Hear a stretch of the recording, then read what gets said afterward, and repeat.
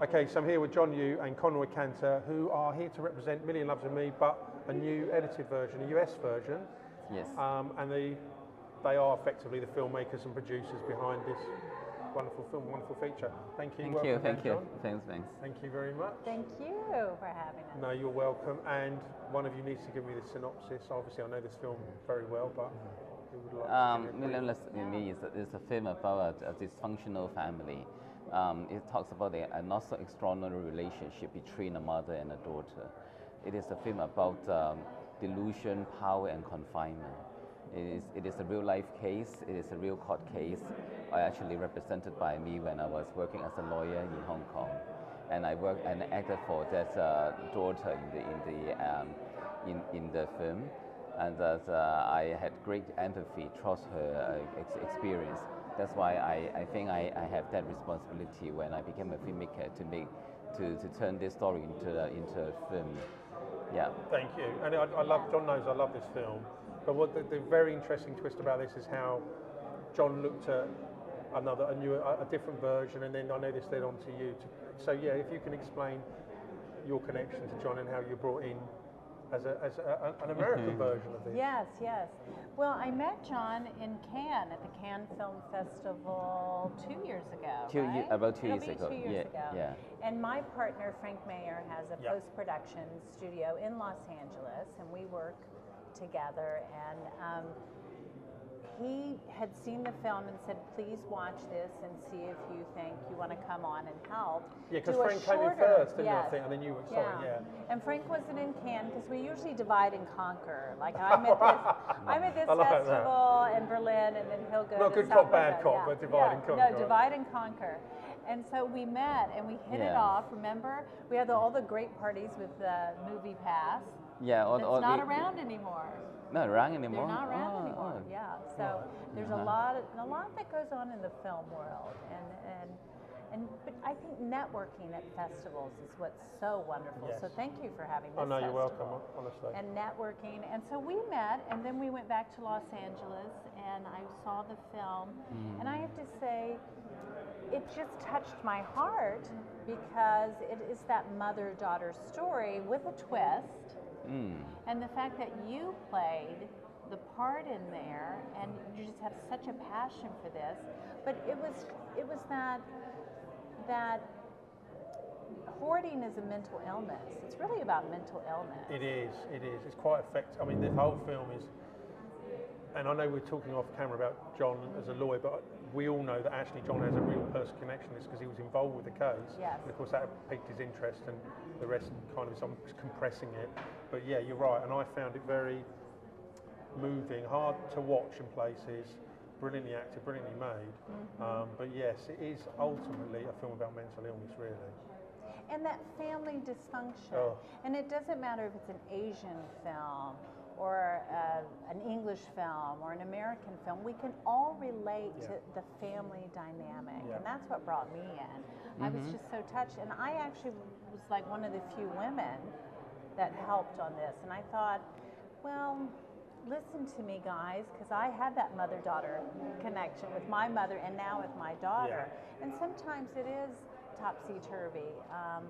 But your film has such heart. I think for the American version, we just needed to compact it, just cut some of the scenes down a little bit. And I think that's where, when you're inside the fishbowl, like when you're the director or the producer and you're seeing the film over and over again, there are some things, if the story isn't moving forward, you need to cut it. But it's hard for filmmakers to do this. Yeah, I know. I come across this time and again because they've done it and they think they've got the cut that everyone's happy with. So I know it's going to be difficult. So I know you've got a great back catalogue that you've been involved in. I'm sure you're involved in other stuff now. But are you able to look at a film pretty much instantly know, as you're watching it, rather than I know you can revisit it. But do you look at it and go, okay, I can see where we need to tighten this up and bring it down? when I was watching, I was at another festival and I was with some South African filmmakers. And I'm watching their film and I'm thinking it's so beautiful, but the coloring was off. That's just a technical, but it improves the film so much to have a color pass that a lot of young filmmakers or new filmmakers don't realize. So I try and watch it just for entertainment, but I can't help that my mind's thinking, oh, they could have shortened it here, they need a color pass, or the sound could be improved.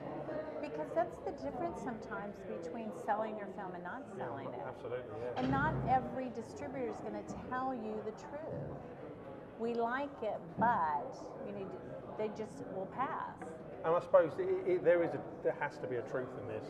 That I know with John's film, I guess you've just got to say, however the meeting went, yeah, it's great, but, and you just come out of it and say, this is what you've got to do in order to.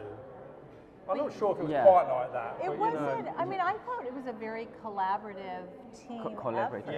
Because that's what filmmaking is. You have so many voices, and everybody needs to be heard. And when Frank asked me to help, I assumed that you guys wanted help. I just jumped in with both feet, so we did it. But it was just nice to, it was just, the movie was spectacular, just a little tightening, that was it.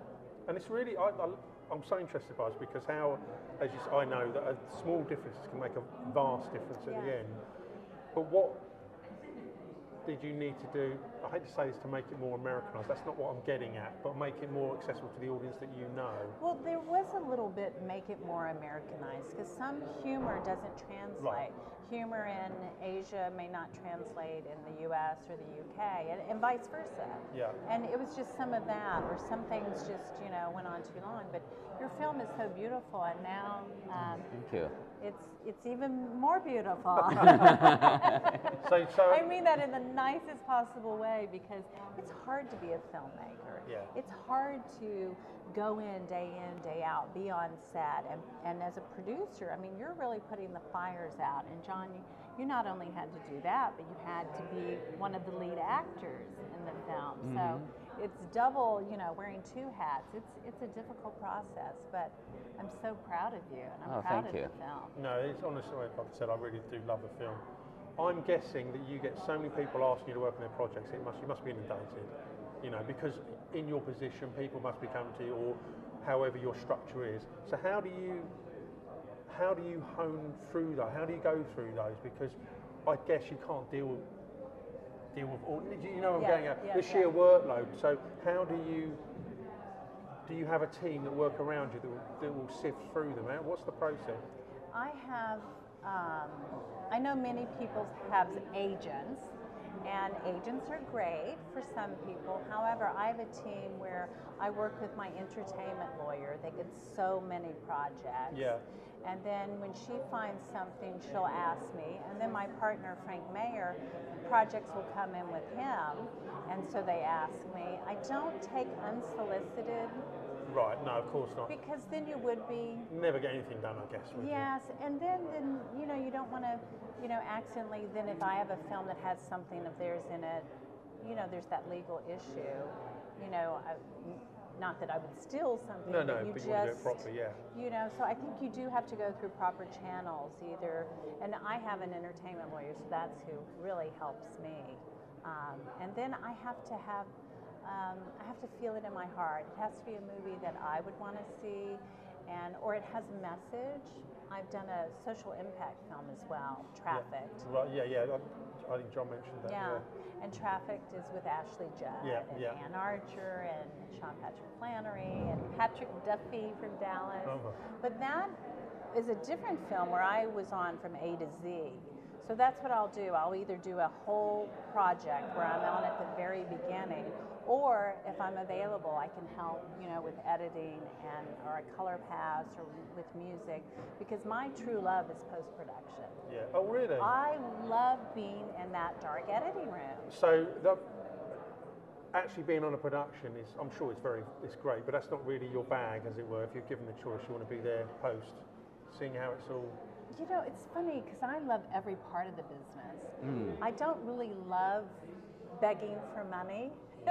None of us do. No. But that's a big part of it because you have to have the funding in place before you can start a film. But I love being on set. I love the casting process. Every part of it is different in a way. But my I guess the true part that really touches me is in the editing room. Well, no, it's interesting because you touched on that at the beginning, and I just wonder when you were first in contact with John, and then was really this question to you, John. You knew pretty quickly that there was going to have to be a new version. Yes. And you knew, but the version you had, I know you're happy with it, otherwise you wouldn't have released it, of course. But what are you feeling when you realise, okay, this needs to be tightened up, some areas need to be trimmed, music changed, for instance. Mm-hmm. What are your thoughts about that? I mean, do you just go ahead and accept it? I mean, how do you, what are you feeling in your heart when you know these changes have got to be made? On a product that you really like, that sounds glib, but on a maybe say a project or film, you're happy with what you've got, but you know it's going to, again, you've got these changes to come. Yeah, actually when, Frank Meyer and also Conroy gave comments on the original version, I accepted that because when we made the original version, we focus on the Asian audience first. Yes. So Frank is a music guy. He would like to change lots of the music, of the scores behind, because he found that some of the music may be quite loud or maybe more suited to the Asian audience. Yeah. He would like it to be more, Americanized, which is less music or softer, lighter music, in order to get in touch with the scene, also with our feelings when the audience watch the film. So for all of these changes that we welcome, and we're very pleased that they make those changes together. We just have one disagreement, which is about the fighting scenes between the mother and the daughter in the law firm, because for Frank's opinion that they just trim off the second attack by the daughter to the mother. And then we've discussed that. You remember, Conroy? Yes, we have discussed a lot, whether we should keep one fighting scene or we keep both fighting scenes. Yes. After all the discussions that we do you remember that we came to the agreement that we should keep both fighting scenes, but make it a little bit trimmed down. We trimmed down. Yeah. And that's what is important. You don't want to take the integrity of the filmmaker away because you put your heart and soul into this film, but just to come where everybody agrees. I think everybody needs to agree, and if you have a strong opinion of why you want to keep a scene in, then express it, and that's what you did. And we worked together and just trimmed where we could, and I think we got a really good product out of it. Yeah, definitely. Yes. Yeah, but that involves a lot of discussion. It was a lot of back and forth. Between all parties, between Frank, Conroy, and we all respect each other's opinions. Yeah. We do. Yeah. And we brought in a new editor, and remember he changed the whole beginning, and I was like, no. The beginning's perfect. So it's you can't be afraid to say what your opinion is, and I think it's nice if at the end of the day, everybody needs to be happy. Because we wouldn't be doing our job if they weren't happy. No, of course but not. We also wouldn't be doing our job if we didn't point out certain things that this was too long or that was too long. And no, I think we did a good job together. It was fun working with you. Yes, it was fun, yeah. Thank you very much for being part of the team. Yeah. Thank you. Yeah. No, I do wonder, because I would imagine that every day, but a lot of there's going to be days when you're going to have to tell people things they don't want to necessarily hear, right? So I don't want to say, do you just give it to them straight between the eyes? So you just up front, because you want it out of the way, but because some people may try and cherry coat it, but I personally can't see any value in that. So how do you just go and say, look, you've got to know from the outset it's X, Y, Z, and if you don't do it, it's not going to be what we all want. I mean, how do you approach this? Because you've got to do it a lot, I guess. Yeah. I think Frank and I are a good team because Frank wants to cut everything, and I don't. So I'm like, no, we can't cut everything. We have to find a happy way to do it. But also that relationship between the mother and daughter was so important. Yes. And I didn't think the men really got it. And that's when I had Right. to say, Oh, yeah. Right. Okay. okay, Interesting. this Yeah. is my point of view. This is where I think you need to do boop, boop, boop, boop. If you don't do it, you don't do it. But this is mine. Yeah. And I just laid it out. Because you have to be honest. Yeah, yeah. And if you want if you're asking me my opinion, I'm certainly going to give it to you. No, that's really interesting because to me, then what you're trying to do is bring a new dynamic to that relationship between them, which wasn't necessarily in the film before, and trimming and cutting whatever you need to do to bring that to the fore. And now I now understand a bit more about why you're doing that, because it brings, dare I say, more of a feminine aspect to the film. I don't know if that's what you're trying to achieve, but you know, I can see why you would want to do that and what you're trying to achieve. And I'm guessing you see this not just with John's film, but time in, time out. You've got to do things. They're not necessarily, again, not with you, John. They're not necessarily going to like what you. No. But you know, and on this one, I know the editing side is just so darn important. And some directors just will not budge, and which is unfortunate because then you have a film that no one sees. So you know, you want it's a business, and that's what I say. It's a business called show business.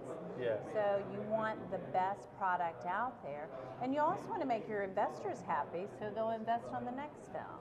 If they make their money back, then they will come on board the next one. And I feel that I don't have a successful film until everyone's paid back and they've made some money. And I know that's unheard of with most producers. No, that sounds but sort of fairly obvious. I have to make sure my investors are paid back. And so, without any spoilers here, I'm not trying to ask any classified information, but are you looking at something at the moment that you can give us a hint of, or not? Some kind of. Well, John, you're working on. Yeah, actually, we have already have 2 scripts in place, and we have already started to looking for investors, and also that for English film, and for the Cantonese film that we will shoot it later this year, and that's about something closely related to the situation in Hong Kong right now. That is the hint. Okay. No, you got to be Hong careful. Kong now. I have a film, After Making Traffic, which is a film that has brought awareness to human trafficking and sex trafficking, mainly in the United States, but globally, where we had our premiere at the United Nations for 400 dignitaries. It's been a long process in a dark world, because I think we're storytellers and we take audiences in worlds that they wouldn't normally go into. And this dark world of sex trafficking was really difficult. So my next film is a very happy, A rom-com. G-rated. A rom-com. It's a little bit rom-com, but we have Bella Thorne attached. Right. And it's a happy, more like a chitty chitty bang bang of time travel. Oh, well, there's no flying cars, though. Magic carpet. Okay. So have Yes. you ever actually made film? What do I mean by that? Have you directed a film ever? Or is that something you fancy doing? Oh, I do fancy. But it's right now, my best talents are, I always find producing is like putting a giant puzzle together. You put the outside edges first and then you fill in the pieces. And I so love every part of it. I think at some point I will be directing. I just haven't found that nugget yet, that first one yet. Because of course, you're going to have an editor saying to you, "Oh, you're going to have to cut that soon." Listen, that's fantastic. Thanks so much for your time. Thank you That's so wonderful. much. All right, thanks. Thank you. Steve. Thank you. Obviously, pleasure to talk to you. Thank you. Nice talking to you. Thank you.